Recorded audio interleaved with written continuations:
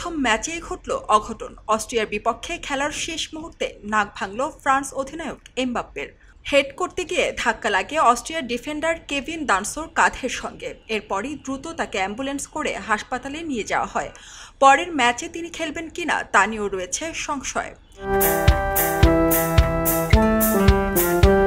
যদিও এমবাপ্পের অস্ত্রোপচার লাগবে না, আগামীতে মাস্ক পরে খেলতে হবে তাকে, এমনটাই জানিয়েছেন ফ্রান্স ফুটবল ফেডারেশন।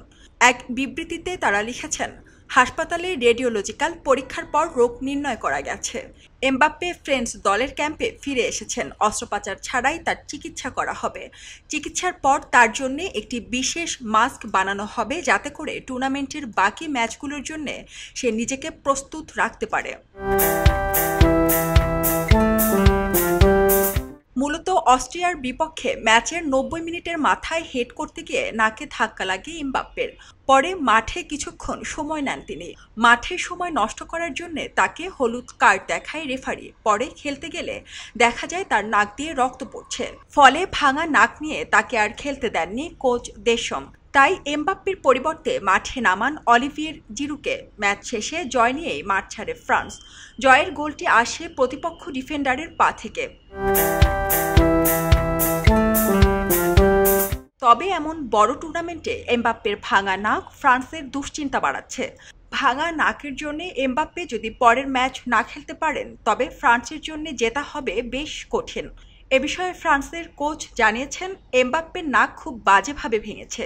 সেরে উঠতে বেশ অনেকদিন সময় লাগবে, যা ফ্রান্সের জন্য খুবই চিন্তার বিষয়। এমবাপ্পেকে ছাড়া ফ্রান্সের মাঠে টিকে থাকাটা বেশ কঠিন। সারা জেরিন, খবরের কাগজ, স্পোর্টস।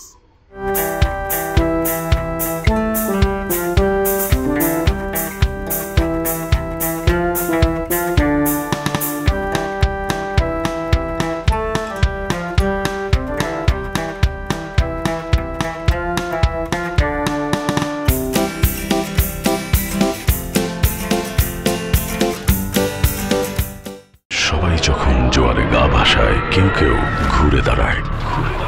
সময় হারতে শেখালেও কেউ কেউ চ্যালেঞ্জ ছুড়ে দেয়।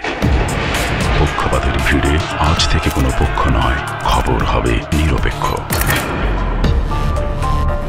বানোয়ার তথ্যবাদ, খবর হবে নিখাদ। ভেঙে গুজবের শিখ, খবর হবে নির্ভীক। এলো খবরের কাগজ, নিখাদ, নির্ভীক, নিরপেক্ষ।